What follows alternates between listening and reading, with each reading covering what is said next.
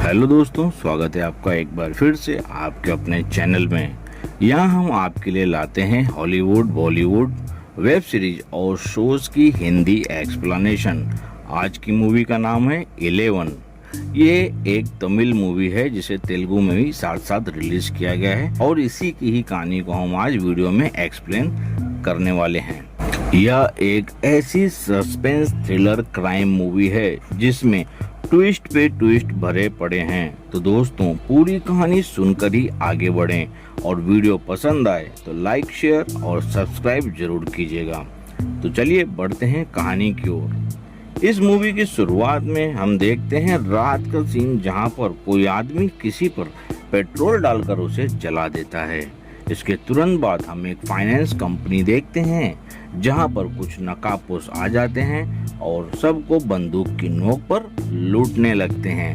इसी लूटपाट के बीच वहां का सिक्योरिटी गार्ड उनमें से एक लुटेरे के साथ भिड़ जाता है, लेकिन इस हाथापाई में सिक्योरिटी गार्ड को गोली लग जाती है और वो मारा जाता है। इसके बाद एंट्री होती है इस मूवी के लीड कैरेक्टर, जिसका नाम है अरविंदन, और यह एक पुलिस ऑफिसर होता है। इस डकैती के केस को अरविंदन ही देख रहा था। अरविंदन अपने काम में माहिर है और वो उन चोरों को जल्द ही पकड़ भी लेता है। अब इस केस को सॉल्व करने पर अरविंदन का सीनियर ऑफिसर यानी कि हमारा कमिश्नर उसे बधाई देता है और उसे एक नारकोटिक्स का केस दे देता है। इसके नेक्स्ट सीन में हम रंजीत नाम के एक सीनियर पुलिस ऑफिसर को देखते हैं। इसके पास वही सीरियल मर्डर का केस होता है जो हमें फिल्म की स्टार्टिंग सीन में दिखाया गया है। अब तक शहर में इसी प्रकार से 5-6 मर्डर हो चुके थे। रंजीत पूरी तरह से इस केस की छानबीन में लगा हुआ था, लेकिन अब तक इसके हाथ कुछ भी नहीं लगा था। ना कोई विक्टिम का पता, ना कोई सुराग, ना कोई मिसिंग कंप्लेंट। केस जहां से शुरू हुआ था वहीं पर अटका था।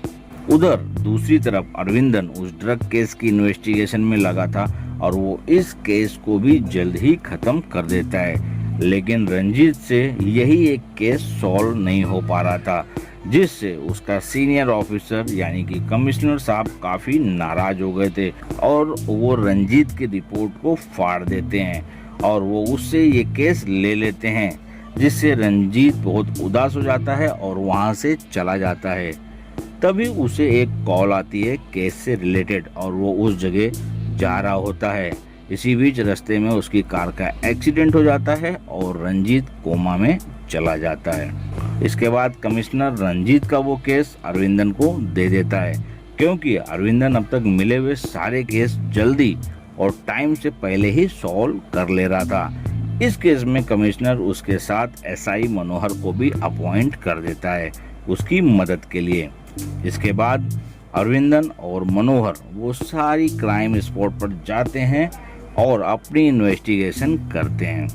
शहर में अब तक 6 मर्डर हो चुके थे और सबूत के तौर पर एक बाल तक नहीं मिला था पुलिस को। इसी बीच अरविंदन को ये मालूम पड़ता है कि मनोहर की वाइफ अब इस दुनिया में नहीं है और उसका एक बेटा है। अगले दिन अरविंदन अपनी कार से ऑफिस जा रहा होता है तो उसकी कार बंद पड़ जाती है, इसलिए वो लिफ्ट मांगने लगता है। तभी वहाँ पर एक कार आकर रुकती है जिसमें एक लड़की बैठी थी और अरविंदन उसे देखकर हैरान हो जाता है। अब सीन फ्लैशबैक में जाता है, जहां हम इस लड़की को एक कैफे के बाहर देखते हैं। इस लड़की का नाम संजना होता है और उसके घर वाले उसे सैन कह के बुलाते हैं। ये यहाँ इस कैफे में शादी के लिए एक लड़के से मिलने आई हुई थी, जहां इसको इसकी माँ ने भेजा था, क्योंकि ये शादी के लिए अब तक कई लोगों को रिजेक्ट कर चुकी थी। उसकी माँ कहती है कि लड़का ग्रे कलर की शर्ट पहनकर वहाँ आएगा। अब सैन जाती है वहाँ उस ग्रे कलर शर्ट वाले आदमी के सामने जाकर बैठ जाती है। अब हम देखते हैं कि ये ग्रे कलर की शर्ट वाला तो वही अरविंदन है, लेकिन सैन को लगता है कि यही वो लड़का है जो सैन को मिलने आया है। अब सैन अरविंदन को देखकर काफी इम्प्रेस थी, जबकि अरविंदन उसको बताता भी है कि वो नहीं है जो ये समझकर यहाँ पर बैठी है, क्योंकि अरविंदन यहाँ पर एक केस के सिलसिले में आया था। इसी बीच अरविंदन पर यहाँ पर हमला हो जाता है और अब यहाँ पर शुरू हो जाती है फाइट। सैन ये सब देखकर समझ जाती है कि अरविंदन वो नहीं है जिसे वो यहाँ पर मिलने आई थी, लेकिन इसके बावजूद अब सैन का दिल अरविंदन पर आ जाता है। इस फाइट के बाद वो लड़का वहाँ पर आता है सैन से मिलने, लेकिन सैन उसको भैया कहकर बाय कर देती है और अब सैन हर जगह अरविंदन को फॉलो करने लगती है। अब सीन प्रेजेंट में आता है। अब यहाँ पर अरविंदन चाहता तो नहीं था लिफ्ट लेना, लेकिन ड्यूटी पर लेट होने की वजह से उसे लिफ्ट लेनी पड़ती है। अब अरविंदन और मनोहर रंजीत को देखने हॉस्पिटल जाते हैं। यहाँ रंजीत की हालत अभी भी वैसी ही थी, अब तक उसे होश नहीं आया था। इसी बीच उस किलर ने एक और मर्डर कर दिया था। अब अगले दिन अरविंदन को इस मर्डर के बारे में पता चलता है, तो वहाँ पर वो लोग जाते हैं और इस बार भी किलर ने कोई सबूत नहीं छोड़ा था। अब इस मर्डर के पोस्टमार्टम के वक्त डॉक्टर अरविंदन को एक प्लेट दिखाता है और कहता है कि यह विक्टिम के पैर में थी और मरने वाला एक आदमी था। अरविंदन उस प्लेट की डिटेल निकालने लगता है और जब अरविंदन डॉक्टर के केबिन से बाहर निकल रहा होता है तो वो मनोहर को देखता है। वो देखता है कि मनोहर कार्डियक सर्जन के केबिन में गया था, तो अरविंदन डॉक्टर से इस बारे में पूछता है। डॉक्टर पहले तो बताने से मना कर देता है, लेकिन जब उसे पता चलता है कि अरविंदन भी पुलिस वाला ही है, तो वो कहता है कि मनोहर को एक गंभीर बीमारी है दिल की और उसका हार्ट ट्रांसप्लांट जल्द से जल्द करना पड़ेगा और इस बात को राज रखने के लिए उसे मनोहर ने ही कहा था। अगले दिन मनोहर को उन सब की लिस्ट मिल जाती है जिन जिन लोगों के पैर में प्लेट डाली गई थी और अब अरविंदन इन सब की डिटेल से जांच करने के बाद 7 लोगों को सिलेक्ट करता है। अब ये दोनों बारी बारी से सबके घर जाकर उनसे पूछताछ करने लगते हैं। ये लोग अपने लास्ट सस्पेक्ट के पास जाते हैं जिसका नाम सुधाकर होता है। सुधाकर के पिता को लकवा था, इसलिए सुधाकर घर में ही रहकर उनकी देखभाल किया करता था। यहाँ सुधाकर से पूछताछ करने पर वो कहता है कि हाँ, हाल ही में उसके पैर की सर्जरी हुई है, लेकिन यहाँ पर सुधाकर के चेहरे को देखकर ऐसा लग रहा था कि जैसे वो कुछ छुपा रहा हो। इसके बाद अरविंदन को सैन का कॉल आता है और वो उसे रेस्टोरेंट बुलाती है, जहां पर पहले तो बिजी होने की वजह से अरविंदन मना कर देता है, लेकिन बाद में वहां पर चला जाता है। और अब यहाँ रेस्टोरेंट में सैन अरविंदन को प्रपोज करती है, लेकिन अरविंदन उसे मना कर देता है, तो सैन वहां से रूठ कर चली जाती है। अब अगले सीन में एक और मौत की खबर अरविंदन को मिलती है, लेकिन इस बार थोड़ा सा चेंज था पैटर्न में। वो ये था कि इसके पहले की सारी डेथ शहर से बाहर हुई थी, लेकिन इस बार मौत शहर में ही हुई थी। और यहाँ पर लोकल पुलिस कांस्टेबल था जो बताता है कि कल एक भिखारी आया था स्टेशन और कुछ कह रहा था कि लड़की, मांस, आग, लेकिन वो कुछ साफ साफ कह नहीं पा रहा था, इसलिए साहब ने उसे भगा दिया। तो अब अरविंदन जाता है उस भिखारी के पास पूछताछ करने। भिखारी कहता है कि कल रात एक लड़की बस से उतरकर अपने घर जा रही थी, तभी उसके पास एक काली गाड़ी आई और उस गाड़ी वाले आदमी ने मास्क पहन रखा था। उसने उस लड़की को बेहोश करके अपने साथ ले गया। यानी कि आज सुबह जो बॉडी मिली थी वो किसी आदमी की नहीं, एक लड़की की है। भिखारी यहाँ ये भी बताता है कि वो लड़की रोज अपनी स्कूटी से घर जाती थी। अब अरविंदन मनोहर से भी इसी बात पर विचार करता है कि ऐसा क्या हुआ कि रोज स्कूटी से घर जाने वाली लड़की बस से अपने घर जा रही थी। शायद उसकी गाड़ी खराब हो और वो यहीं आसपास कहीं उसे ठीक करवा रही हो, इसलिए अब वो लोग आसपास की मैकेनिक की दुकानों पर पूछताछ करने लगे। एक आदमी कहता है कि हाँ, एक लड़की आई थी अपनी स्कूटी रिपेयर कराने और ये रही उसकी स्कूटी। अरविंदन को उस स्कूटी को चेक करने पर कुछ कागजात मिलते हैं, जिससे पता चलता है कि उस लड़की का नाम मीरा था। तो अब ये लोग जाते हैं मीरा के घर। अब यहाँ पर ये दोनों देखकर हैरान थे कि मीरा तो जिंदा है। तभी कांस्टेबल मीरा को पहचान लेता है और कहता है कि कल तुम ही तो आई थी अपने कुत्ते की मिसिंग कंप्लेंट लिखाने, लेकिन यहाँ पर ऑलरेडी इतना लोड था काम का कि उसकी रिपोर्ट नहीं लिखी जाती। अब अरविंदन इसको पूछता है कि फ्राइडे नाइट आप कहाँ पर थी, जिस पर मीरा कहती है कि उसके पेरेंट्स दूसरे गांव गए हुए थे, इसलिए वो यहीं पर थी। अब मनोहर जब इसके घर की छानबीन करता है तो वहाँ इन्हें एक शॉकिंग चीज मिलती है, जिसे देखकर मनोहर और अरविंदन दोनों हैरान हो जाते हैं। दरअसल इन्हें यहाँ पता चलता है कि मीरा की एक जुड़वा बहन भी है और एक फोटो में वो नजर आती है। इसमें और भी जुड़वा बच्चे थे और इस स्कूल का नाम होता है ट्विन बर्ड्स। अब यहाँ से जानने के बाद अरविंदन सुधाकर को पुलिस स्टेशन बुलाता है। यहाँ हमें पता चलता है कि सुधाकर का भी एक जुड़वा भाई है और सुधाकर का असली नाम सुरेंद्र है। सुधाकर इसके जुड़वा भाई का नाम था। एक दिन सुधाकर ने सुरेंद्र को कॉल करके कहा कि मुझे घर आने में देर हो जाएगी, लेकिन अगले दिन सुधाकर घर नहीं आया और जब उसके मोबाइल पर रिटर्न कॉल किया गया तो उसका मोबाइल बंद आ रहा था। अब इसके बाद सुरेंद्र के पास एक अननोन नंबर से कॉल आई। यह एक वीडियो कॉल थी। इसमें एक मास्क मैन सुधाकर को बहुत टॉर्चर कर रहा होता है और अब वो सुरेंद्र को धमकाते हुए कहता है कि अगर अपने भाई को बचाना चाहता है तो मैं जैसा कहता हूँ वैसा कर। और यही चीज सेम वो मीरा के साथ भी करता है, यानी कि मीरा के साथ भी वैसा ही टॉर्चर हो रहा था और उसकी बहन इसलिए पुलिस स्टेशन भी गई थी, लेकिन वहां उससे उसी मास्क मैन का कॉल दोबारा आ जाता है। मीरा की बहन घबराकर पुलिस वालों को कहती है कि उसका कुत्ता गुम गया है और पुलिस वाले भी उसकी कंप्लेंट नहीं लिखते। अब मास्क मैन ने इन लोगों को एक जगह पर बुलाया। वहाँ पर एक कमरे में किसी को नकाब पहनाकर बांध कर रखा गया था।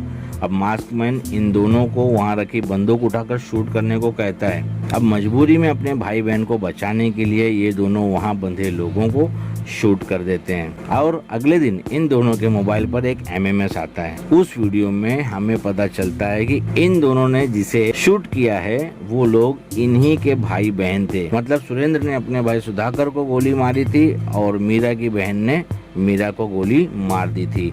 और अब ये देखकर दोनों बहुत दुखी हो जाते हैं और डर भी जाते हैं, क्योंकि अब इनकी वीडियो भी बन चुकी थी और ये पुलिस स्टेशन भी नहीं जा सकते थे।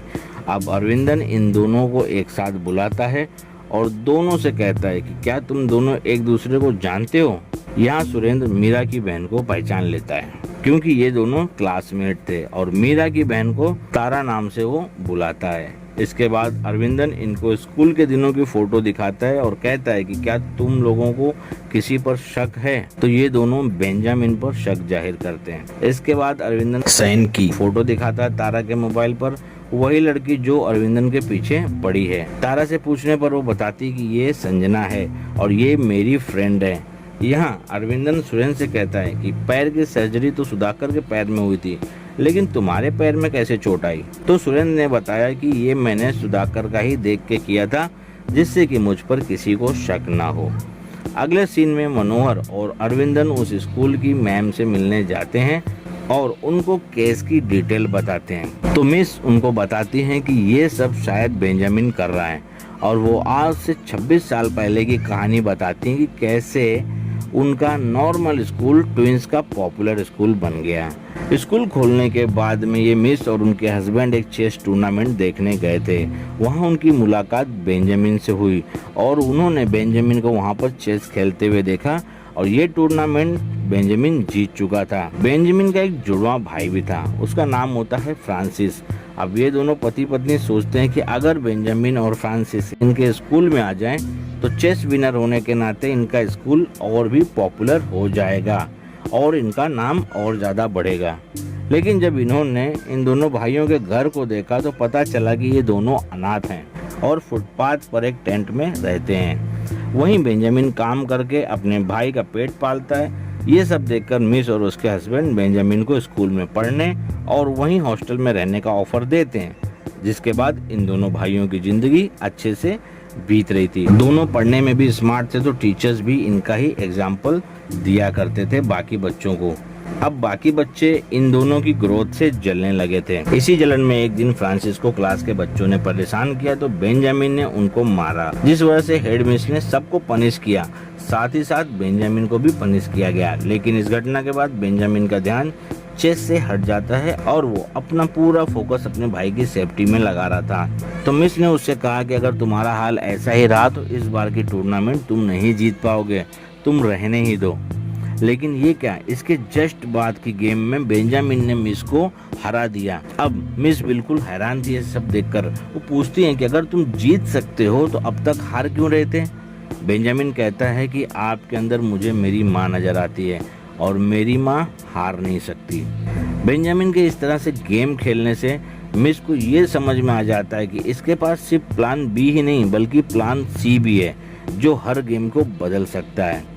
और यहाँ हमें पता चलता है कि फ्रांसिस को अंधेरे से बहुत डर लगता है और उसको एक प्रकार का फोबिया होता है। अब मिस के हस्बैंड बेंजामिन को होने वाली टूर्नामेंट के लिए ले जाते हैं और फ्रांसिस होता है मिस के पास। इसी बीच फ्रांसिस को अकेला पाकर उसके क्लास के बच्चे उसे बहुत तंग करते हैं, लेकिन फ्रांसिस अपने भाई का फोकस खराब नहीं करना चाहता था, इसलिए ना तो वो मैम से कुछ कहता है ना ही किसी और से। यहाँ बेंजामिन टूर्नामेंट जीत जाता है और इसके कुछ दिनों बाद स्कूल में बच्चों के 2 ग्रुप अलग अलग क्लास में प्रैक्टिकल के लिए जाते हैं। इसी बीच 2 टीचर्स आपस में बातें कर रही होती हैं कि बेचारा फ्रांसिस अंधेरे से बहुत डरता है और वो चीखने चिल्लाने लगता है, और उनकी ये सारी बातें फ्रांसिस के क्लास का एक लड़का सुन लेता है। वो इस बात को बाकी बच्चों को भी बता देता है। अब फ्रांसिस लैब में था, तभी किसी बच्चे ने लैब की लाइट ऑफ कर दी और लाइट ऑफ होते ही फ्रांसिस पैनिक होने लगा और जोर जोर से चीखने चिल्लाने लगा। और जब ये बात बेंजामिन को पता चली तो वो दौड़ता हुआ भाई के पास आया, लेकिन लैब का दरवाजा खुलने से पहले ही फ्रांसिस मर चुका था। इसका बेंजामिन पर बहुत बुरा असर हुआ था। इस सब को देखते हुए एक नन बेंजामिन को अपने अनाथालय लेने के लिए आती है और हेड मिस के पास जाती है। अब बेंजामिन को इस हालत में देखकर ये दोनों भी उनके साथ उसे भेज देते हैं, और यही वो लास्ट टाइम था जब हेड मिस ने बेंजामिन को देखा था और उनको पता चला था कि किसी फैमिली ने उसको गोद ले लिया है। लेकिन इस घटना के बाद जैसे स्कूल को श्राप लग गया था, क्योंकि पूरा स्कूल एक दिन जलकर राख हो गया और उसके बाद से हमने दूसरा कोई स्कूल ओपन नहीं किया। और मिस के हस्बैंड इस सदमे को झेल नहीं पाए और उन्हें दारू की लत लग गई और उसी वजह से उनकी डेथ भी हो गई। ये सब सुनने के बाद अरविंदन उनसे बाकी बच्चों की लिस्ट लेकर चला जाता है। अगले सीन में अरविंदन संजना के घर जाता है। यहाँ अरविंदन देखता है कि संजना की एक जुड़वा बहन भी जिसका नाम अंजना होता है। अब अरविंद इन दोनों बहनों और इनके पेरेंट्स को केस के बारे में बताता है और इनकी सेफ्टी के लिए वो इनको अपने साथ ले जाता है। इनके बाद लिस्ट में 2 ही लोग बचे थे, धीरन और धीरज। अरविंदन इनको बहुत ढूंढता है लेकिन कुछ भी पता नहीं चल रहा था। अब इसी बीच यहाँ पुलिस को वैसी ही सेम जली लाश मिलती है, तो यहाँ पर कमिश्नर पहले से ही इस केस की वजह से परेशान था। अब एक और मर्डर, इस वजह से वो अरविंदन को खूब डांट लगाता है। इस पर अरविंदन कहता है कि सर ये धीरन की लाश है, किलर उन लोगों को मार रहा है जिनके भाई बहन उस दिन फ्रांसिस के साथ क्लास में मौजूद थे, क्योंकि इससे उन लोगों को भी वही दर्द महसूस होगा जो दर्द उसने अपने भाई का झेला था। अरविंदन एक लास्ट चांस मांगता है कमिश्नर से और दूसरी तरफ रंजीत को होश आ जाता है, तो अरविंदन जाता है उससे मिलने। रंजीत बताता है कि उस रात उसे एक फेक कॉल आया था और जब वो जा रहा था तो उसे वही ब्लैक कार नजर आती है किलर की, जिसके बाद इसका एक्सीडेंट हो जाता है। लेकिन यहाँ पे ट्विस्ट ये था कि वही किलर रंजीत को हॉस्पिटल भी पहुंचाता है। इसी बीच हेडमिस की कॉल आती है और अरविंदन को कहती है कि बेंजामिन हर साल फ्रांसिस की डेथ एनिवर्सरी पर उसकी कब्र पर जाता है और वहाँ पर वो फ्लावर रखता है, और कल ही वो दिन है जब बेंजामिन वहाँ पर आएगा। अरविंदन अब रात में उस सिमेट्री पर जाता है और छुपकर बेंजामिन का वेट करने लगता है, और इसी बीच बेंजामिन फ्लावर लेकर फ्रांसिस की कब्र पर आकर फ्लावर रखता है और हम देखते हैं कि ये तो मनोहर है। अब अरविंदन मनोहर का पीछा करने लगता है, लेकिन मनोहर वहाँ से भाग निकलता है। अरविंद अब मनोहर के घर पर जाता है लड़कियों की सेफ्टी के लिए, लेकिन यहाँ पर जब वो आता है तो देखता है कि मनोहर तो अपने घर पर पहले से ही मौजूद है। अरविंदन जब उन दोनों लड़कियों को देखने जाता है तो देखता है कि ये दोनों को मनोहर ने बांध रखा था, और इसी बीच मनोहर अरविंदन के सर पर किसी चीज से मार देता है और अंजना को वहाँ से लेके चला जाता है। होश में आने के बाद अरविंदन और संजना उसे ढूंढने के लिए उसी बंद पड़े मॉल में जाते हैं जहाँ पर किलर लोगों को बुलाता था और उनको मारता था। अब अरविंदन को मनोहर नजर आता है और ये दोनों आपस में लड़ने लग जाते हैं। इनकी फाइट में इनकी गन नीचे गिर जाती है और हम अगले सीन में देखते हैं कि गन अरविंदन के हाथ में है और अरविंदन वो गन ऊपर से फेंककर संजना को देता है और वो कहता है कि बेंजामिन तुम्हारी बहन को मारने के लिए लिफ्ट से नीचे आ रहा है, जैसे ही वो नीचे आए उसे मार देना, वरना वो तुम्हारी बहन और तुम्हें दोनों को मार डालेगा। लिफ्ट का दरवाजा खुलते ही संजना गोली चला देती है। डर की वजह से वो देखती भी नहीं कि वहाँ से कौन आ रहा है। उसे तो बाद में पता चलता है कि लिफ्ट से तो उसकी बहन आ रही थी और उसका मुंह बंद किया हुआ था, जिस वजह से वो बोल भी नहीं पाई, और उस लिफ्ट में मनोहर नहीं था। अब सीन फ्लैशबैक में जाता है जहां हम देखते हैं कि फाइट के बीच अरविंदन की शर्ट उसके पेट के पास से उठती है, जिसमें मनोहर देखता है कि वहां पर फ्रांसिस का नाम लिखा हुआ है। तो मनोहर को पता चलता है कि अरविंदन ही बेंजामिन है और यहाँ पर हम सब भी काफ़ी हैरान हो जाते हैं। अरविंदन ने ही अंजना को लिफ्ट से नीचे भेजा था और अंजना को उसी की बहन संजना से उसने मरवा दिया था। इसी दौरान रंजीत भी यहाँ पर आ जाता है और एक फाइट के बाद अरविंदन को अरेस्ट कर लेता है। अब पूछताछ में अरविंदन बताता है कि उसका भाई फ्रांसिस भोला वाला था जिसको इन लोगों ने मार दिया और अपनी ज़िंदगी मज़े में काट रहे थे, लेकिन मैं हर दिन अपने भाई की याद में मर रहा था। उन सबको मारने के लिए ही यहाँ पर मैंने ट्रांसफर लिया था और पुलिस में होने की वजह से मुझे उन तक पहुँचने में कोई दिक्कत नहीं हुई, लेकिन लास्ट के 4 लोग संजना, अंजना और धीरज मुझे नहीं मिल रहे थे। इसीलिए मैंने इसमें ट्विन बर्ड स्कूल को भी शामिल किया और उसी एरिया में अपने पहले शिकार को मारा। मैंने सोचा था कि इसके बाद ये केस मेरे हाथ में आएगा, लेकिन कमिश्नर ने ये केस तुमको दे दिया, इसलिए मुझे तुम्हारा भी एक्सीडेंट करवाना पड़ा। मैं तुम्हें मारना नहीं चाहता था, इसलिए मैंने ही तुम्हें हॉस्पिटल भी पहुंचाया। अब ये केस मेरे हाथ में था। मैंने ट्विन बर्ड की हेड मिस से बाकी बचे लोगों की भी लिस्ट ले ली और धीरन को मार दिया। इसमें मैंने मनोहर को भी शामिल किया और इसके लिए मनोहर को उसके बच्चे के नाम से मैंने ब्लैकमेल किया, धमकी दी और उसको मैंने ही भेजा था बेंजामिन बनकर जाने के लिए फ्रांसिस की कब्र पर। अंजना को मारने के लिए मैंने मनोहर का यूज किया, लेकिन तुम मेरा पीछा करते हुए यहाँ तक भी आ पहुंचे। अब रंजीत अरविंदन को बताता है कि मुझे तुम पर तभी शक हो गया था जब तुम मुझसे मिलने आए थे और तुम्हारे पास मैंने वही लाइटर देखा जो उस दिन मैंने उस आदमी के पास देखा था जिसने मुझे हॉस्पिटल पहुंचाया था। फिर मैंने और छानबीन की तो मुझे पता चला कि तुम्हारा असली नाम बेंजामिन है और तुम्हारा एक भाई फ्रांसिस था। अब इस इंट्रोगेशन के बाद पुलिस प्रेस रिलीज में इस केस की सारी डिटेल बता रही थी। इस न्यूज को देखकर धीरज वहां पर आता है और गलती से रंजीत से टकरा जाता है और अब हमें पता चलता है कि मूवी के शुरुआत में उस दिन जो फाइनेंस कंपनी में चोरी के मामले में पुलिस ने जिन लोगों को पकड़ा था उसके लीडर ये दोनों भाई थे, यानी कि धीरन और धीरज। पुलिस ने धीरन को पकड़ लिया था और ये धीरज छुप गया था अंडरग्राउंड। अब इस न्यूज को देखकर ही वो वहाँ पर भागता हुआ आया था। इतना जानने के बाद मनोहर और रंजीत आनन फानन में जेल की तरफ भागते हैं, क्योंकि अब अरविंदन यानी कि बेंजामिन को सजा मिल चुकी थी और अदालत ने उसे जेल में डाल दिया था। लेकिन ये क्या, इनके यहाँ पहुँचने से पहले ही अरविंदन ने धीरन को मार दिया था। अब अरविंदन रंजीत से कहता है कि मैंने जानबूझकर तुम्हें उस लाइटर का हिंट दिया जिससे मैं शक के घेरे में आऊं और जेल में अपने आखिरी शिकार को मार सकूं। और तब हमें यहाँ पर ट्विन बर्ड की हेड में इसकी वो बात समझ में आती है जिसमें वो बेंजामिन के प्लान सी के बारे में कह रही होती है। और अब यहाँ पर बेंजामिन मनोहर को कहता है कि मेरे बाद ये दिल तुम्हारा है, मैंने इसे डोनेट कर दिया है तुम्हारे नाम से। अब इसी बीच अरविंदन वही गोलियां खा लेता है जिसका केस उसके पास आया था और इसे पता चलता है कि ये गोलियां इतनी खतरनाक हैं कि अगर कोई एक साथ 5-6 गोली खा ले तो उसकी मौत पक्की है। अरविंदन उसी पानी की टंकी में गिर जाता है इन गोलियों को खाने के बाद जहां पर उसने धीरन को डुबोकर मारा था।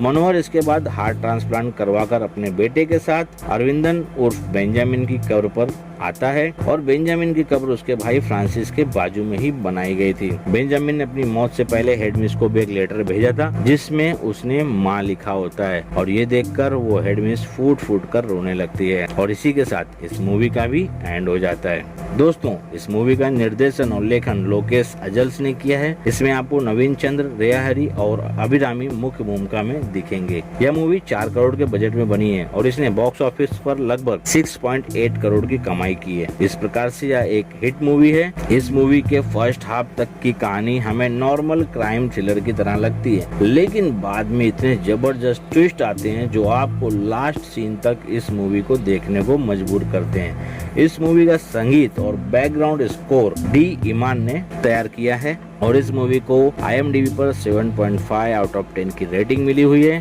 8.8 के वोट के साथ। इस मूवी का रन टाइम 2 घंटे और 15 मिनट का है। तो दोस्तों, कैसी लगी आज की हमारी ये कहानी और इसका ट्विस्ट? अगर आपको हमारी एक्सप्लेनेशन पसंद आई हो तो इस वीडियो को लाइक जरूर करें और जो लोग पहली बार इस चैनल पर आए हैं वो इस चैनल को सब्सक्राइब जरूर करें। मिलेंगे आपसे एक नई वीडियो में, तब तक के लिए देखते रहिए हमारे बाकी वीडियोस। Thanks for watching.